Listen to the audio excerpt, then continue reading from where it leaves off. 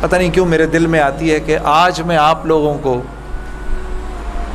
اپنی کارگزاری سناؤں کہ اللہ نے موسیقی سے اس طرف لانے کا جو میرا انتظام کیا وہ کیسے کیا۔ آئیں آج آپ کو میں یہ سناتا ہوں۔ آپ یقین کریں گے کہ یہی دن تھے، بالکل جولائی کی شدید گرمیاں تھیں۔ پنجاب میں تو جولائی میں موسم تھوڑا سا قدرے بہتر ہو جاتا ہے، کراچی میں جولائی میں حبس بڑھ جاتا ہے اور بہت بڑھ جاتا ہے۔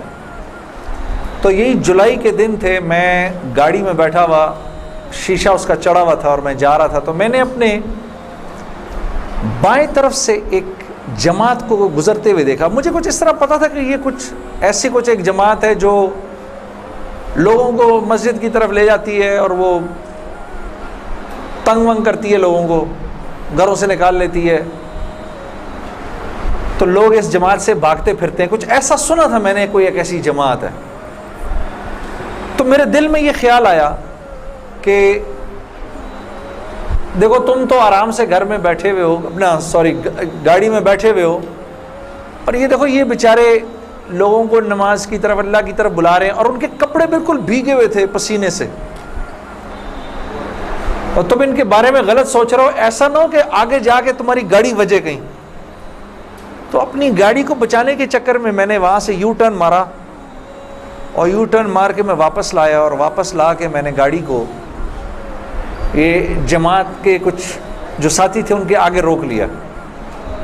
روک کے میں گاڑی سے اتر کے میں جو جماعت کا جو سب سے آگے جو تھے بزرگ تھے، میں ان کے پاس گیا اور میں نے جا کے ان سے ایسے ہاتھ ملا کر میں نے کہا جی آپ بڑا اچھا کام کریں، میرے لیے بھی دعا کریں، ایسے ہی کہہ دیا میں نے۔ تو انہوں نے میرا ہاتھ پکڑ لیا اور مجھے کہنے لگے میں آپ کے لیے ضرور دعا کروں گا۔ اب مجھے کیا پتا کہ گشت پر نکلا ہوا ہو کوئی، اور وہ گشت پہ نکلا ہوا آدمی دعا کرے، یہ کیسے ہو سکتا ہے؟ اللہ قبول نہ کرے۔ ہو سکتا ہے اس اللہ کے ولی نے میرے لیے دعا کر دی ہو۔ اب آپ لوگ اللہ کا نظام دیکھیں میری بہنوں اور میرے بھائیوں، بہت عجیب بات ہے۔ اس جماعت میں ایک جو لڑکے تھے ان میں سے ایک نے اپنی مسجد میں جا کر بتایا کہ تمہیں پتہ ہے آج ہمیں روکا کس نے؟ تو انہوں نے کہا بھائی کس نے روکا؟ کہا وہ سنگر نہیں ہے جنید جمشید، اس نے آج، یہ لوگ مقامی گشت کر رہے تھے، اس نے گشت کے دوران ہمیں روک لیا، اس نے ہم سے ایسے کہا بھائی ہمارے لیے دعا کرنا۔ اور جس مسجد میں اس نے یہ بات کہی، اس مسجد میں ایک نمازی تھا جو تبلیغ میں لگ چکا تھا، وہ 16 سال پہلے میرے ساتھ سکول پڑھتا تھا۔ اللہ کا نظام دیکھیں، 16 سال پہلے میرے ساتھ سکول میں پڑھتا تھا، تبلیغ میں لگ چکا تھا۔ اس نے کہا کس نے روکا تمہیں؟ کہا وہ نہیں ہے، وہ سنگر جنید جمشید، اس نے روکا ہمیں۔ اس نے کہا اچھا میں ٹھیک ہے۔ اب میرے اس دوست نے مجھے ڈھونڈنا شروع کیا۔ خیر میرے اس دوست نے مجھے ڈھونڈنا شروع کیا، اور اس واقعے کی کوئی تقریباً 1-1.5 مہینے بعد اس نے مجھے ڈھونڈ لیا۔ اور ایک دن جی میرے گھر فون آتا ہے، جنید۔ اب میں نے جب مجھے پہچانا، اس نے بولا جنید مجھے پہچانا۔ آپ یقین کریں گے میں 16 سال بعد اس کی آواز سن رہا تھا، میں پہچان گیا۔ میں نے کہا جنید بول رہے ہو؟ ہنسنے لگا، تو مجھے پہچان گیا؟ میں نے کہا میں بالکل پہچان گیا، تو اتنا تو شرارتی لڑکا تھا تو کلاس کے اندر۔ اور میں نے کہا کیونکہ ہم دونوں کے نام ایک تھے تو تیرے چکر میں بھی بدنام رہتا تھا۔ ہنسنے لگا، یار کمال ہے تو نے مجھے پہچان لیا۔ میں نے کہا ہاں میں نے پہچان لیا، میں نے تیرے سے ملنا ہے۔ میں نے کہا کیوں؟ کہتا ہے بس ایسے ہی، وجہ کوئی نہیں ہے۔ میں نے کہا یار اچھا ہماری زندگی ایسی تھی، شوبز کی زندگی تھی ہماری، کہ ہمارا دل ملنے کو نہیں کرتا تھا کسی سے۔ یعنی ہم نے مینیجر رکھے ہوتے تھے جو ہمیں صرف لوگوں سے دور رکھتے تھے، ان کا کام تھا لوگوں سے بات کرنا، لوگوں سے ڈیل کرنا۔ ہم تک کوئی نہ پہنچے بس. یہاں تک کہ آپ حیران ہوں گے اگر میں آپ کو بتاؤں, یہ بڑی ایک افسوسناک بات ہے کہ ہمارے اپنے گھر والوں کا ہماری زندگی میں رول کم ہوتا تھا, ان مینیجرز کا رول زیادہ ہوتا تھا. آپ نے گھر کب جانا ہے, بچوں سے کب ملنا ہے, یہ تک ان مینیجروں کے ہاتھ میں ہوتا تھا. تو اب کوئی مجھے فون کرے کہ میں نے تم سے ملنا ہے, یہ تھوڑی کہ میں فوراً مل لوں گا اس سے, اب پتہ نہیں اللہ جانے اس نے کیوں ملنا ہے, میرا وقت ضائع کرے گا کیا ہے. تو میں نے جنید غنی سے کہا کہ یار بغیر وجہ کے کیوں ملنا ہے تم نے, بس ایسے ہی. میں نے کہا انشاءاللہ دیکھو پھر چلو اللہ نے کبھی موقع دیا تو ملیں گے. کڑک میں نے فون بند کر دیا, ہمیں تو عادت تھی فون بند کرنے کی. اگلے دن پھر فون آ گیا اس کا. میں نے بولا کیا کام ہے, کام کوئی نہیں, ملنا ہے, کیوں یار کوئی وجہ نہیں, مل لیتے ہیں. میں نے کہا یار وقت نہیں ہے, فون پہ بات کر لو. نہیں فون پہ کام کوئی نہیں ہے. کڑک فون پر ایک دفعہ ہوا, 2 دفعہ, اب اس کا میں ہیلو سنتا تھا, فون بند کر دیتا تھا. یہ سلسلہ 1-2 مہینے تک چلتا رہا,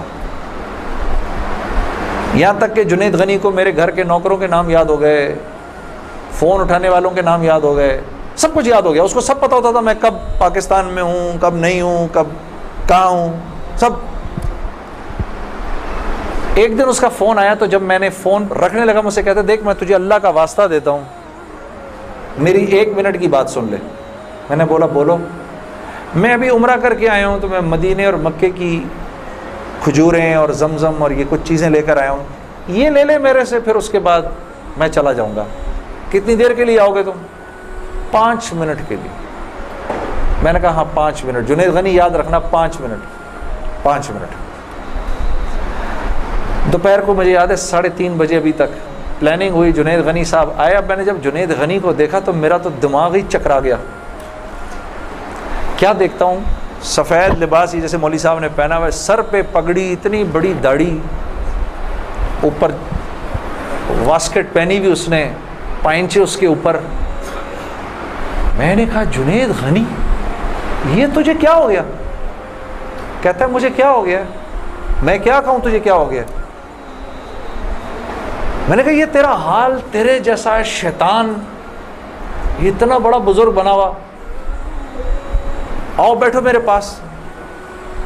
آیا میرے پاس بیٹھا, اس نے مجھے کھجوریں دیں, زمزم دی, جانماز دی, اور پورے 5 منٹ میں کہتا ہے میرے 5 منٹ پورے ہوئے, اب میں چلتا ہوں. میں نے کہا نہیں, اب بیٹھ جاؤ, بیٹھ جاؤ, مجھے بتاؤ یہ سب کیا ہے. پھر مجھے کہنے لگا چل چھوڑ اس کو یار, اسکول کی بات کرتے ہیں. میں نے کہا اسکول چھوڑو, مجھے بتاؤ یہ کیا ہے, یہ کنہوں نے تمہارا حال کیا. یہ مجھ سے کہنے لگا مل لو ان سے. میں نے کہا ہاں میں نے ان سے ملنا ہے, میں نے ان سے ملنا ہے. آپ سوچو کوئی آدمی تبلیغ والوں کے چنگل میں پھنس جائے, ہاں, تو مجھ سے کہتا ہے کل سے ہمارا اجتماع شروع ہو رہا ہے, میرے ساتھ اجتماع پر چلو.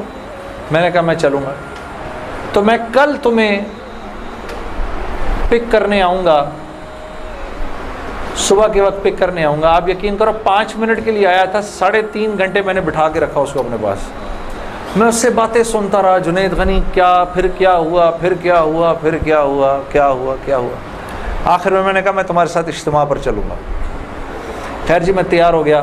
میں نے اپنی نئی صاف ستھری جینز نکالی, اپنی میں نے ٹی شرٹ نکالی, لمبے لمبے میرے بال تھے, ہاں, میں تیار ہو گیا جس طرح میرا خیال تھا بہترین طریقے کا تیار ہونے کا. میں ہو گیا تیار. اب جب میں وہاں پہنچا, اترا, میں نے جا کے اجتماع دیکھا, تو میں نے دیکھا کہ ہر آدمی شلوار قمیض میں, ہر آدمی کے سر پہ ٹوپی. تو میں نے جنید غنی سے کہا جنید غنی سن, یہ مجھے کو مار وار تو نہیں دے گا ادھر ہے, کو میرا کو قتل وتل تو نہیں ہو جائے گا میرا؟ کہتا نہیں ہم لوگ مارنے والی پارٹی نہیں, ہم لوگ کھلانے والی پارٹی ہیں.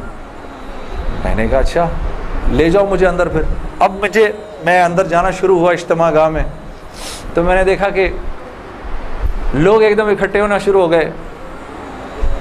پیچھے سے مجھے آوازیں آئیں, ارے یار یہ تو جنید جمشید ہے یار. کو 2-4 آوازیں آئیں, ابھی یہ ادھر کیا کر رہا ہے؟ کوئی ایک تو مجھے یہ بات بری بھی لگی ہلکی سی، کیا مطلب بھائی کہ تم بہت بڑے مسلمان ہو، میں نہیں آ سکتا کیا؟ خیر میں اندر گیا، اندر جا کر بیٹھا تو میں نے دیکھا ایک مجمع سب پہنچ گیا ملنے کے لیے، دیکھنے کے لیے جو بھی۔ جنید غنی نے مجھے بٹھایا، تم ادھر ہی بیٹھو یہیں پر، اور میں ابھی ایک صاحب کو لے کر آتا ہوں۔ خیر یہ مجھے بٹھا کر چلا گیا۔ اتنی دیر میں ایک نوجوان لڑکا، یہ جیسے بھائی لوگ بیٹھے ہیں اپنے، 18-19 سال کا، یہاں سے بیچ میں سے راستہ توڑ کے میرے پاس آ گیا۔ مجھے آ کر کہتا ہے جنید بھائی نماز پڑھتے ہیں آپ؟ تو میں اس کو ایسے دیکھنا شروع ہو گیا۔ اب میں نے کہا کیا جواب دوں میں اس کو، ہاں بولوں کہ نہیں بولوں، سچ بولوں کہ جھوٹ بولوں؟ میں دیکھتا رہا اس کو، دیکھتا رہا، لیکن اندر ہی اندر نا مجھے غصہ آنا شروع ہو گیا کہ اب یہاں یہ ہوگا، اگلا پوچھے گا آپ قرآن پڑھتے ہیں کہ نہیں پڑھتے ہیں، پھر اگلا پوچھے گا آپ روزے رکھتے ہیں نہیں رکھتے ہیں، آپ نے حج کر لیا، مطلب یہاں پر اب میری کیا اب یہاں پر کیریکٹر اسیسینیشن ہوگی؟ کیا میں ابھی یہاں پر کیریکٹر اسیسینیشن کروانے آیا ہوں، اپنی کردار کشی کروانے آیا ہوں میں یہاں پر؟ تو میں نے وہ لڑکا جو ساتھ بیٹھا تھا، میں نے کہا یار اس کو بولو جنید غنی کو یہ مجھے غلط جگہ لے آیا، وہ میں یہاں سے جا رہا ہوں ابھی۔ وہ بھاگا گیا اس کے پیچھے، اس کو لے کر آیا۔ جنید غنی نے کہا کیا ہو گیا یار جنید، کیا ہو گیا؟ میں نے کہا یار کچھ نہیں۔ تو وہ کہتا ہے یہ ابھی ایک لڑکے نے آ کے پوچھا تھا ان سے آپ نماز پڑھتے ہیں نہیں پڑھتے ہیں؟ تو جنید غنی نے کہا تو نے اس لڑکے کو آنے کیوں دیا؟ اتنا غصے ہوا وہ اس پہ۔ میں نے جنید غنی کو ٹھنڈا کیا، میں خود بھی تھوڑا ٹھنڈا ہوا۔ میں نے کہا یار کیوں ناراض ہوتا ہے؟ وہ لڑکا بات تو صحیح کر رہا تھا نا کہ نماز پڑھنی تو چاہیے مجھے۔ تو اس نے جو جملہ بولا نا مجھے، وہ مجھے آج تک یاد ہے۔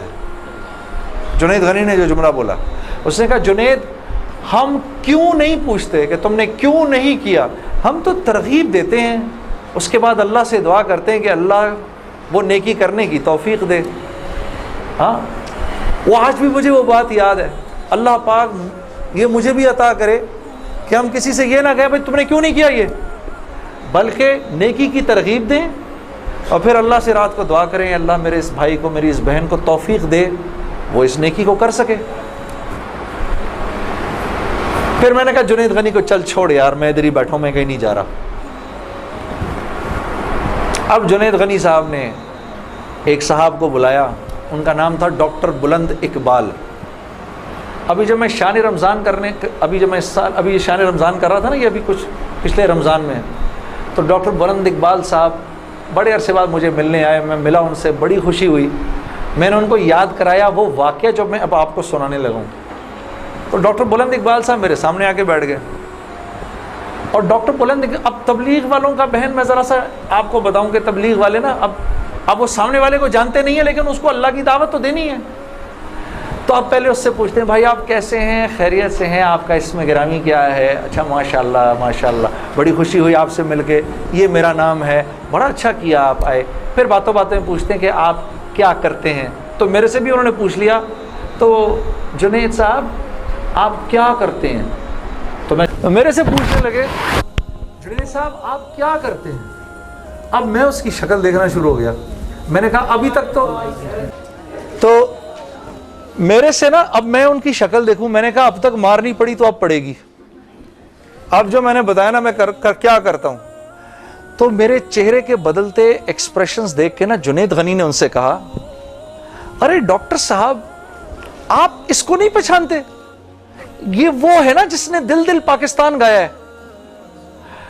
ڈاکٹر صاحب کہتے ہیں ارے واہ واہ واہ واہ واہ واہ واہ واہ، مسلمان کی تو شان ہی یہی ہے، جس کام کو کرتا ہے آگے بڑھ جاتا ہے۔ میں نے کہا یہ آدمی ٹھیک آدمی ہے،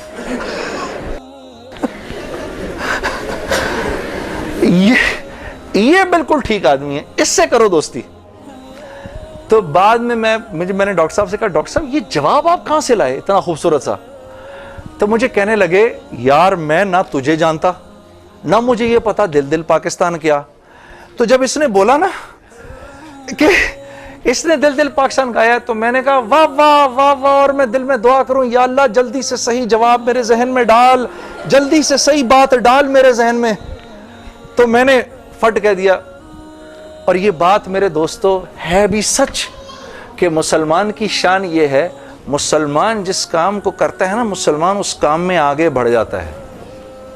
ساری دنیا میں جن کاموں کو آپ برا کام سمجھتے ہیں نا کہ یہ برے کام ہیں, ان برے کاموں کو بھی اگر کبھی کسی مسلمان نے کیا نا تو یقین کرو غیروں سے بھی زیادہ کیا.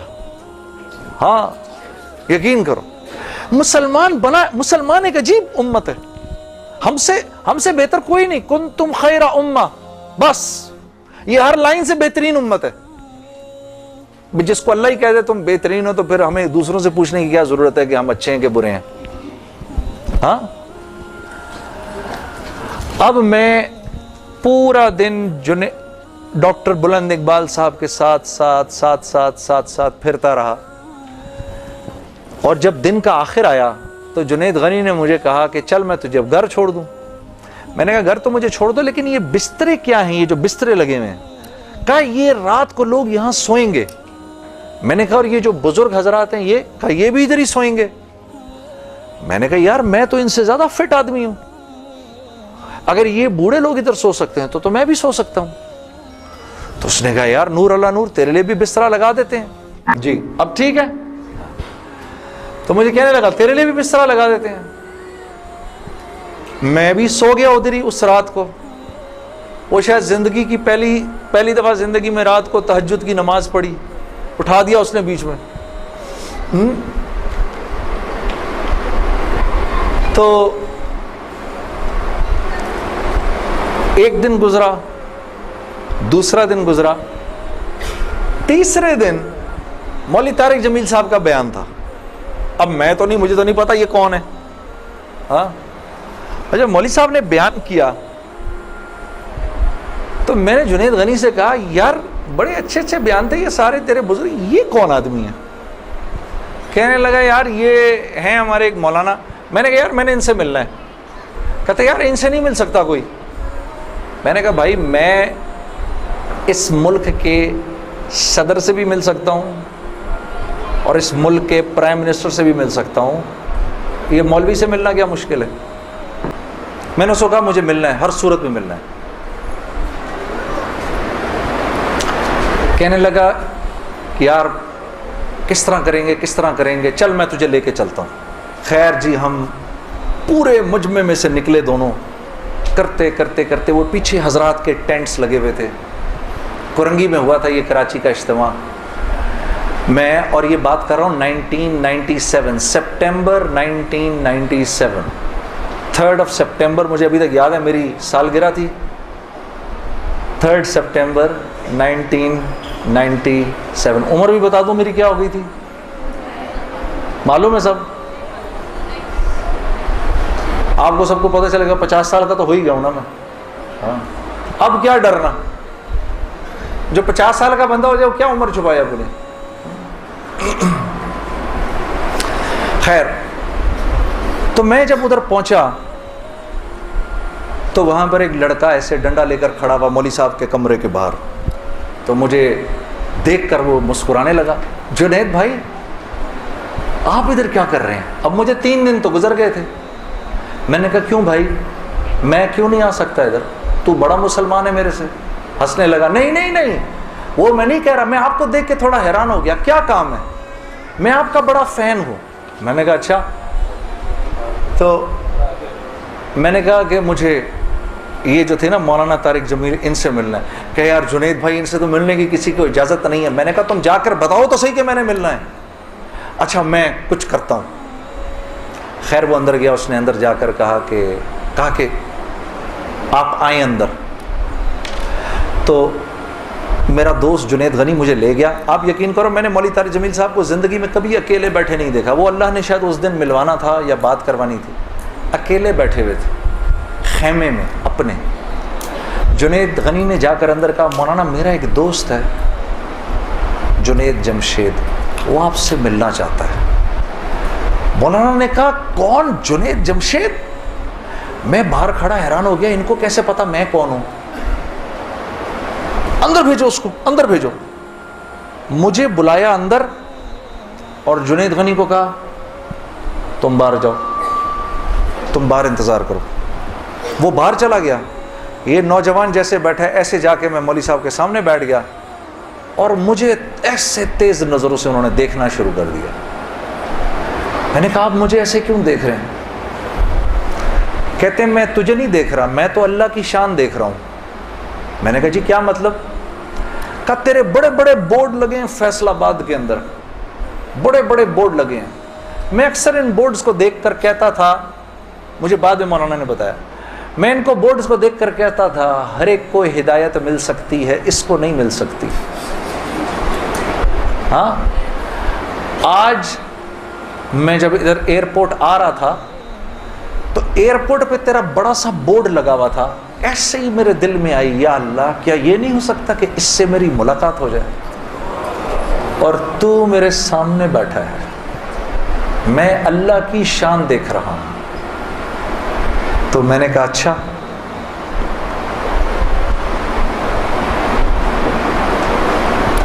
کہنے لگے دل دل پاکستان تو نے گایا ہے. میں نے کہا جی. میں نے کہا آپ نے سنا ہے؟ کہا نہیں سنا تو نہیں, بسوں کے پیچھے لکھا دیکھا ہے. میں نے کہا چلو یہ کسی یوں پہنچا نہ پہنچا, آئے تو صحیح برسر الزام ہی آئے. ہاں ہوٹوں پہ کبھی ان کے میرا نام ہی آئے, آئے تو صحیح برسر الزام ہی آئے. میں نے کہا چلو یوں نہیں تو یوں صحیح, تعارف یوں نہیں ہوا تو یوں ہو گیا, بسوں کے پیچھے تو لکھا دیکھ. تو میں نے مولوی صاحب سے کہا مولانا میرا ایک سوال ہے, ایک پاکستانی نوجوان میری عمر کا جس نام شہرت کا تصور بھی نہیں کر سکتا, وہ سب کا سب میرے پاس موجود ہے, لیکن میں اندر سے خالی ہوں. لوگ اس بات کو نہیں جانتے, لوگ سمجھتے ہیں کہ میں بہت خوش ہوں, لیکن میں اندر سے بہت پریشان ہوں, بہت اضطراب ہے, اور اس کی وجہ مجھے سمجھ نہیں آتی. فرمانے لگے تیرا مسئلہ یہ ہے کہ تجھے چوٹ لگی ہے سیدھے گھٹنے پر, اور تو مرم لگا رہا ہے الٹے گھٹنے پر. میں نے کہا جی وہ کیسے؟ فرمانے لگے دیکھو اللہ نے انسان کو دو چیزوں سے بنایا ہے, ایک مٹی سے بنایا ہے, ایک جسم سے بنایا ہے جو کہ مٹی کا بنا ہوا ہے, اور ایک روح ہے جو اللہ کا امر ہے. ٹھیک, تو جسم کیونکہ مٹی کا ہے اس لیے اللہ نے اس کی ہر ضرورت کو مٹی میں رکھا ہے. جو کھانا ہم کھاتے ہیں, جو کپڑے ہم پہنتے ہیں, جو پانی ہم پیتے ہیں, جو جن گھروں میں ہم رہتے ہیں, جو چیزیں ہم استعمال کرتے ہیں, یہ سب جسم کی ضرورت کی چیزیں ہیں. اور کیونکہ جسم مٹی کا ہے تو اللہ نے ان تمام ضرورتوں کو مٹی میں رکھا ہے. روح اللہ کا امر ہے, یہ آسمانوں سے آئی ہے تو اس کی خوراک بھی آسمانوں پر ہے, زمین میں نہیں ہے. پھر فرمانے لگے اگر میں تم کو سونے کے ایک محل میں بند کر دوں اور 4 دن کھانے کو نہ دوں تم کیا کرو گے؟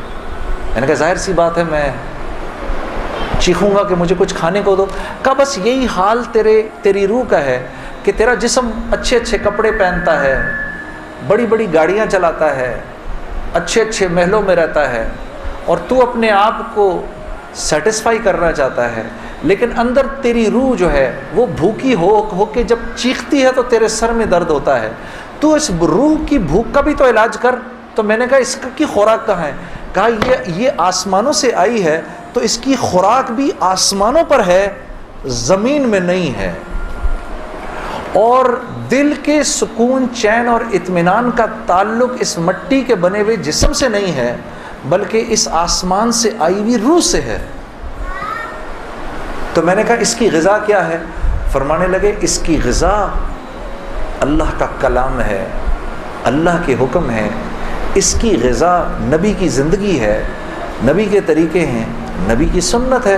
وہ جب تک اس کو ملیں گے نہیں یہ بھوکی رہے گی, اور جب یہ بھوک کر چیخے گی تو پھر تم تو مسلمان ہو, تمہیں تو پتہ ہے, غیروں کو تو پتہ نہیں. وہ دماغ کی اس چیخ کو سلانے کے لیے کبھی شراب پیتے ہیں, کبھی نشے کرتے ہیں, لیکن یہ تو جب تک روح بھوکی ہے اس وقت تک اندر سے تم مضطرب رہو گے, سکون چین نہیں ملے گا. اور پھر قرآن کی وہ آیت پڑھی, مجھے آج بھی یاد ہے, الا بذکر اللہ تطمئن القلوب, کہ اللہ پاک چیلنج دے رہے ہیں سب کو کہ اگر دل کا سکون، چین اور اطمینان چاہیے میرے بندو، مالداروں، حکومت والوں، دولت والوں، شہرت والوں، اگر تمہیں دل کا سکون، چین، اطمینان چاہیے تو تمہیں مجھ سے تعلق بنانا پڑے گا، مجھ سے یاری لگانی پڑے گی۔ مولانا کی یہ بات سن کر میں تو پہلے ہی پریشان تھا، 3 دن سے بیان سن رہا تھا، میں تو دھاڑے مار کے رونا شروع ہو گیا، روتا رہا بڑے دیر تک۔ پھر جب مجھے تھوڑا سا چین آیا تو میں نے کہا مولوی صاحب اس کا مطلب کیا ہے، میری پوری زندگی برباد ہو گئی؟ تو فرمایا نہیں، بالکل بھی نہیں، کہ یہ معاملہ تم دنیا والوں سے تھوڑی کر رہے ہو، یہ معاملہ تم تو اللہ سے کر رہے ہو۔ اور اللہ کے ہاں معاملہ کیا ہے؟ اللہ کے ہاں معاملہ کیا ہے کہ ابھی انسان اللہ رب العزت سے معافی مانگنے کا ارادہ ہی کر رہا ہوتا ہے، دل میں ابھی خیال ہی آ رہا ہوتا ہے کہ اللہ رب العزت اگلے پچھلے معاف کر دیتے ہیں سارے۔ پھر مجھے فرمایا، یہ مجھے پھر بات سنائی، حدیث قدسی سنائی کہ میرے بندے، تو یہ زمین و آسمان سارے کے سارے اگر اپنے گناہوں سے بھر دے، جو کہ تو بھر نہیں سکتا، اگر تمام جن و انس بھی مل جائیں تو بھر نہیں سکتا، لیکن اگر تو نے ایسا کر بھی دیا، ایک مرتبہ اگر تو نے کہا اے اللہ مجھے معاف کر دے، تو نہ صرف یہ کہ ہم تمہیں معاف کر دیں گے بلکہ تم ایسے ہو جاؤ گے جیسے تم نے ان گناہوں کو کیا ہی نہیں۔ میں تو بے یقینی کی حالت میں مولانا کو دیکھنے لگا، میں نے کہا مولوی صاحب واقعی؟ کہا ہاں۔ پھر پوچھنے لگے کیا ارادہ ہے؟ اب میرا ارادہ میوزک چھوڑنے کا تو نہیں تھا کہ میں نے کہا ادھر آؤ، کیا وہ کیا کہ نمازیں بخشوانے آئے، کیا روزے گلے پڑ گئے؟ ہاں جی، میرا تو کوئی پروگرام نہیں تھا میوزک چھوڑنے کا، لیکن گناہ بھی بخشوانے تھے۔ تو پھر مجھے کہنے لگے توبہ کرو گے؟ میں نے کہا مولوی صاحب کس چیز سے؟ کہا اپنی اس پچھلی زندگی سے۔ میں سوچ میں پڑ گیا۔ اچھا، میں نے کہا جی میں توبہ کرتا ہوں۔ میں نے توبہ کی، یا اللہ میوزک چھوڑنے کا تو میرا کوئی موڈ نہیں، یہ مولوی بھی اللہ جانے کیا کہہ رہے ہیں، لیکن اگر تجھے اس سے کوئی میرے لیے بہتر زندگی نظر آتی ہے تو تو مجھے اس زندگی پہ لگا دے کہ واقعی میں چاہتا ہوں کہ تجھے راضی کر سکوں، تجھے خوش کر سکوں۔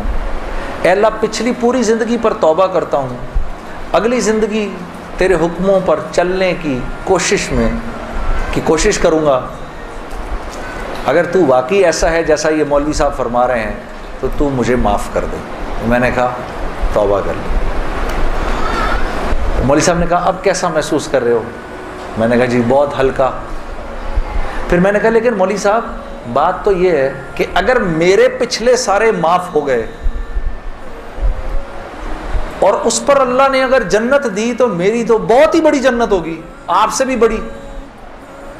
تو فرمانے لگے نہیں بیٹا اتنی جلدی نہ کرو، تمہیں وصول تو ہم ہی نے کیا ہے، جو تجھے ملے گا اس سے تو بڑا ہمیں ملے گا ہی ملے گا۔ ہاں، لیکن میں نے کہا مولوی صاحب، اور بہنیں اس بات کی تصدیق کریں گی، موسیقی تو روح کی غذا ہے کہ نہیں؟ ہاں، یہ سیالکوٹ کی خواتین یقین کرو پورے ملک کی پہلی بہنیں ہیں جو کہہ رہی ہیں نہیں، ورنہ اگر کسی نے نہیں بولا تو چپ ضرور رہی ہیں، سارے مردوں نے بولا ہے موسیقی روح کی غذا نہیں ہے۔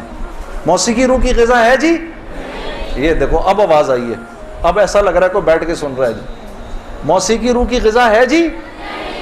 شاباش، اللہ آپ لوگوں کو اس پر چلا دے، اللہ رب العزت آپ کے موبائلوں میں جتنے بھی گانے ہیں سب اڑا دے اسی وقت، گھروں میں جتنی کیسٹیں ہیں سب ٹوٹ جائیں، اللہ کرے ساری سیڈیاں ٹوٹ جائیں، اللہ پاک ایسے کرے گانے کی آواز ہی نہ سننے کو ملے آج کے بعد آپ میں سے کسی کو۔ یہ سوچ لو آمین قبول ہو جائے گا، اب سوچ کے بولنا آمین۔ تو مولوی صاحب نے مجھے کہا کہ نہیں، موسیقی روح کی غذا نہیں ہے، موسیقی نفس کی غذا ہے۔ موسیقی کس کی غذا ہے؟ نفس کی۔ یہ واقعی نفس کی غذا ہے، اور یہ ایسا زہر ہے، ایسا زہر ہے، یہ جب اندر جاتا ہے تو پتہ ہی نہیں چلتا کہ نقصان کتنا کر گیا ہے۔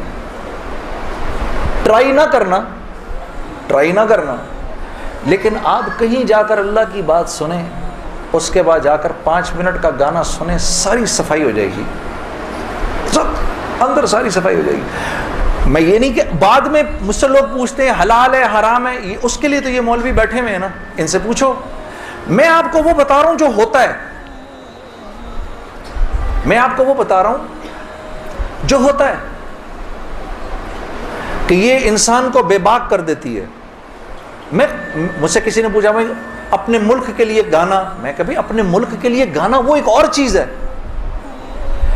میں ان گانوں کی بات کر رہا ہوں جن کو عام طور پہ لوگ سن رہے ہوتے ہیں بازاروں میں، ہاں، اور پھر کہتے ہیں اس کے سننے میں کیا ہے۔ ارے یار میں کیا بتاؤں آپ کو کیا ہے، خدا کی قسم اگر وہ زندگی اس زندگی سے بہتر ہوتی، مجھے کیا تکلیف تھی۔ مجھے ایک ساتھی کہنے لگا اب تو آپ کے لیے اس زندگی کی طرف جانا بڑا مشکل ہے۔ میں نے کہا کوئی مشکل نہیں، گلا تو وہیں کا وہیں ہے، گا سکتے ہیں، لیکن اب اس زندگی کی طرف جانے سے بہتر لگتا ہے کہ میں آگ میں چھلانگ مار دوں، کہ وہ اس قدر خطرناک زندگی، وہ اتنی ایک، یقین کرو پوری، صرف گانا نہیں ہوتا، وہ ایک پوری زندگی ہے، وہ ایک پوری زندگی کا نام، جیسے یہ ایک پوری زندگی کا نام ہے نا، صرف دعوت کے 2 بول نہیں ہیں۔ ہاں، میرے دوست مجھ سے لڑتے تھے، یار تو ادھر گانا گا ادھر جا کے اذان دے دے۔ ارے میں نے کہا نہیں ہوتا ایسے نہیں ہوتا بھائی، گانا گانے والے کو تو اذان کی آواز سے نعوذ باللہ نعوذ باللہ نعوذ باللہ کراہیت آتی ہے، کراہیت آتی ہے۔ مجھے یاد ہے ہم کانسرٹ کر رہے ہوتے تھے اور مغرب کی اذان اگر ہوتی تھی، یقین کرو وہ، کیونکہ وہ تو دعوت کے بول ہیں نا، ادھر تو ایک غلط کام ہو رہا ہے نا، وہ تو دعوت کے بول ہیں، وہ دعوت کے بول جب ہمیں سنائی دیتے تھے تو وہ ہمارے سینے کو پھاڑ کے نکل جاتے تھے۔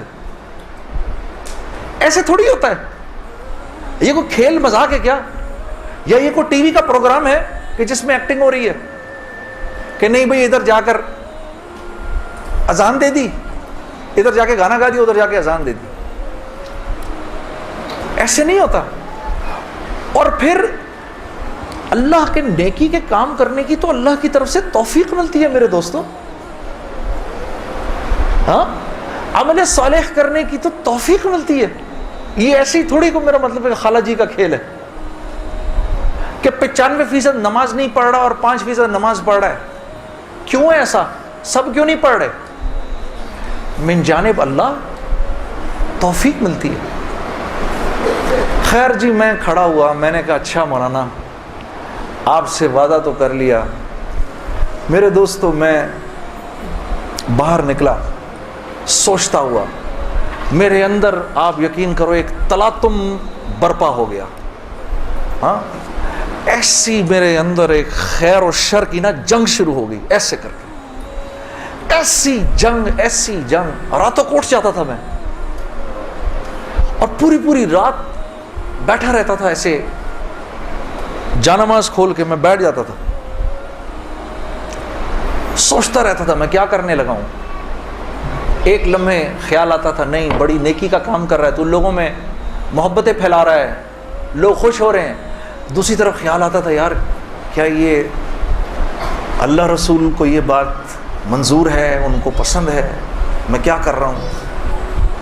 پھر یہ خیال آئے ارے نہیں ان مولویوں کی نہ سننا، پھر یہ خیال آئے۔